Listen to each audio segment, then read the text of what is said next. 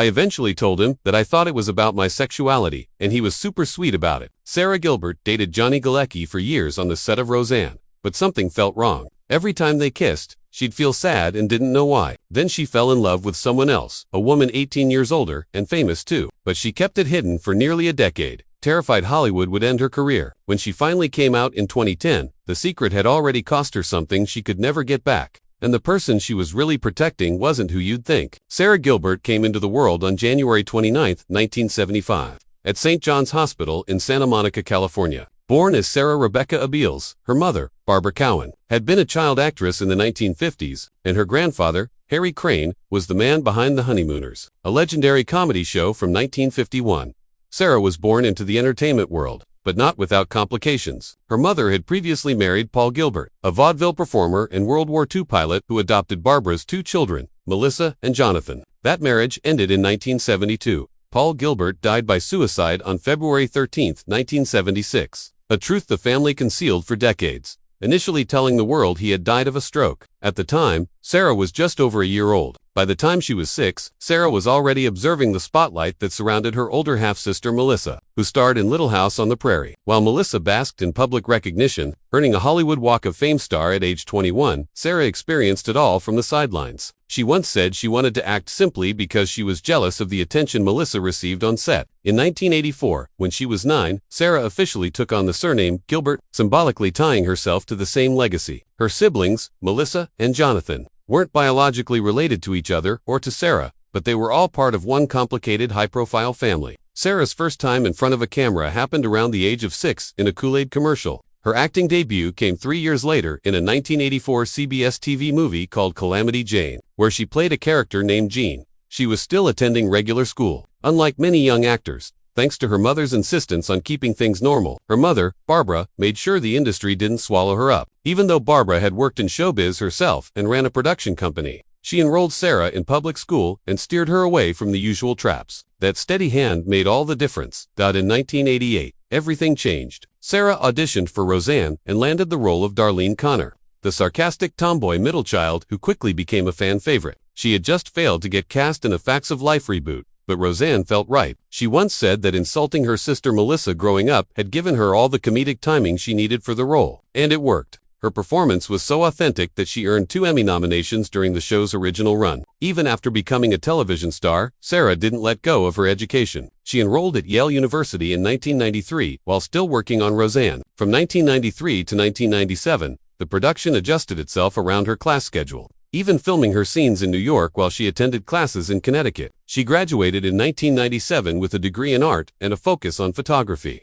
The same year Roseanne ended its original run. Sarah never truly knew Paul Gilbert, but his death remained a quiet, influential presence in her life. Her sister Melissa didn't learn the truth about Paul's suicide until 2009, had suffered long-term pain from wartime injuries and eventually took his own life at age 57.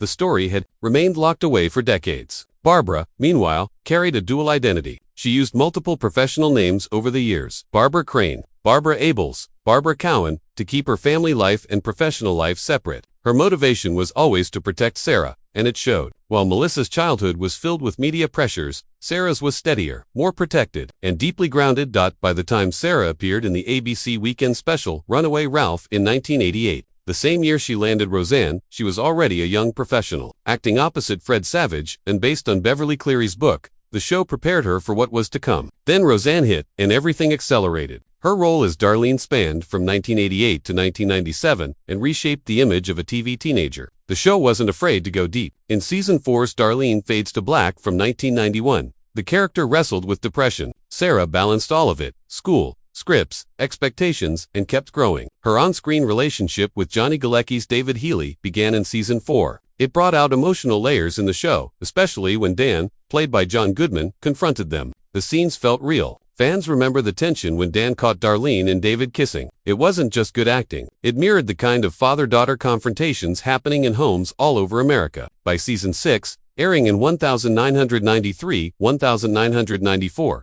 Sarah wasn't just acting. She was shaping her character. She started to influence the storylines, pushing for more feminist themes and real-world issues. This eventually grew into full creative control. When the Roseanne reboot launched in 2018, she was both star and executive producer, earning $300,000 per episode.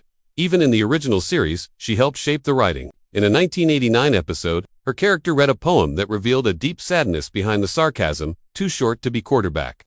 Too plain to be queen."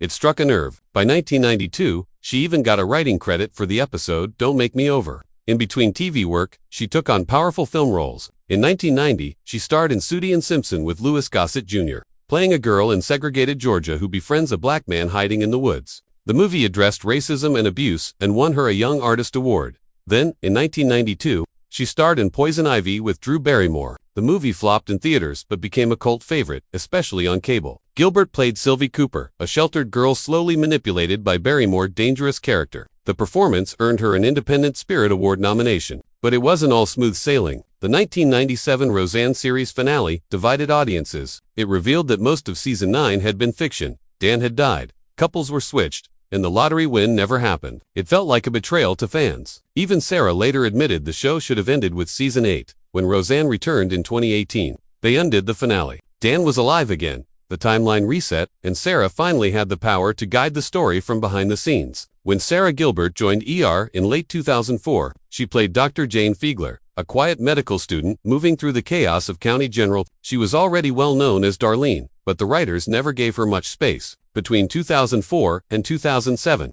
she appeared in 15 episodes but never really left a mark. Then came The Big Bang Theory. In October 2007, she appeared as Dr. Leslie Winkle, a no-nonsense physicist and Leonard's love interest. Her deadpan delivery was sharp, and fans noticed. For a moment, it felt like the writers had something, but by 2009, her character was written out.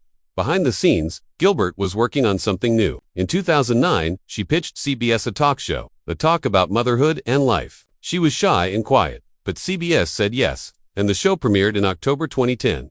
Gilbert wasn't just a co-host, she was the creator and executive producer. The first lineup included Sharon Osbourne, Julie Chen, Holly Robinson Peete, Leah Remini, and Marissa Jarrett Winokur. The show felt authentic, raw, emotional, real. By 2016, the talk had won a Daytime Emmy, beating The View and Ellen. That same authenticity came through when, in 2013, during Secret Week, Gilbert came out on air, sharing that she realized she was gay while dating Johnny Galecki on Roseanne. After she told him, he supported her completely. Years later, before coming out publicly, she called him again. He offered to hold her hand if she needed it. By 2019, Gilbert had been doing the talk for nearly a decade. On April 9th, she announced she was leaving, saying her life was off balance. Between the Connors, producing, and parenting 3 kids, she was overwhelmed. Her final episode aired that August. Her journey with Roseanne wasn't over though. When the 2018 reboot collapsed after Roseanne Barr's racist tweet, Gilbert had to hold everything together. ABC canceled the show immediately, but she helped reimagine it as The Connors, which premiered in October 2018.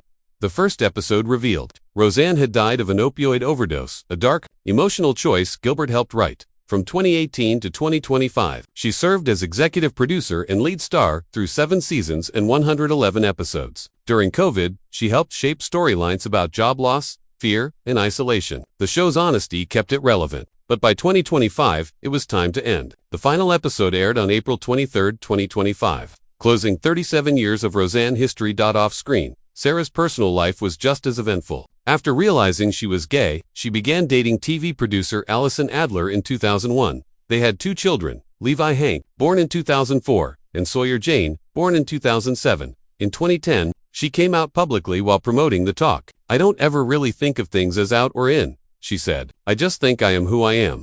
She and Adler split in 2011 but remained close co-parents. Later that year, she began dating singer-songwriter Linda Perry.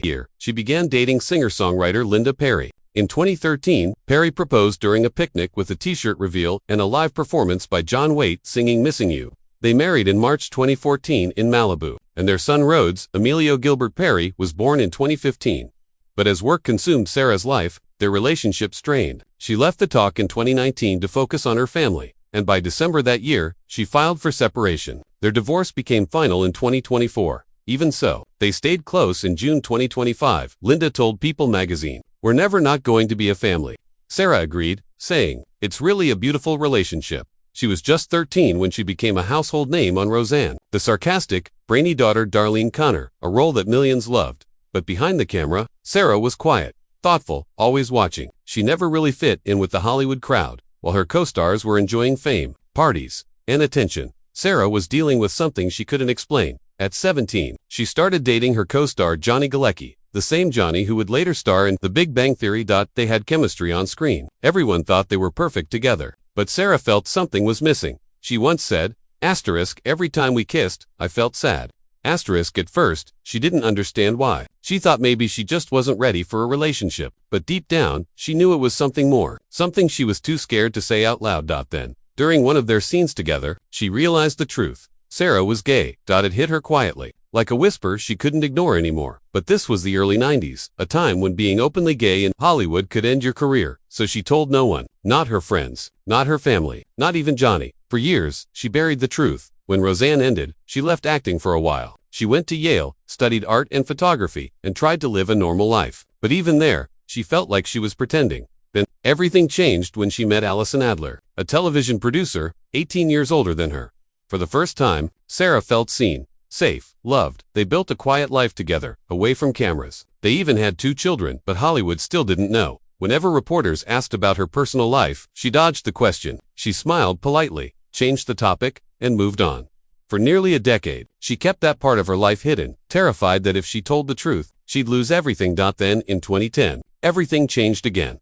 Sara was invited to co-host a brand new daytime show, The Talk. It was supposed to be honest, emotional, real, but she knew she couldn't sit at that table and keep pretending. So one day, she finally told the world the truth. On national television, with her voice trembling, Sara said, "I want to be myself. I'm a very private person, but I'm gay." There was silence in the studio for a moment, then applause. It wasn't just a confession. It was freedom. Johnny Galecki, her old co, later revealed that he already knew and had kept her secret all those years out of love and respect. He said, "It was never for me to say, but I'm so proud of her." That moment changed everything for Sara. She became a role model, not just for the LGBTQ+ community, but for anyone who's ever hidden a piece of themselves out of fear. Her honesty helped others find courage. Years later, Sara said, "When I came out, I thought my world might get smaller, but instead, it got bigger." Today, she continues to produce, write, and act, not as someone pretending to be perfect, but as someone real. She's still private, still introspective, but she's no longer hiding. Because sometimes the bravest thing you can do is tell the truth about who you are.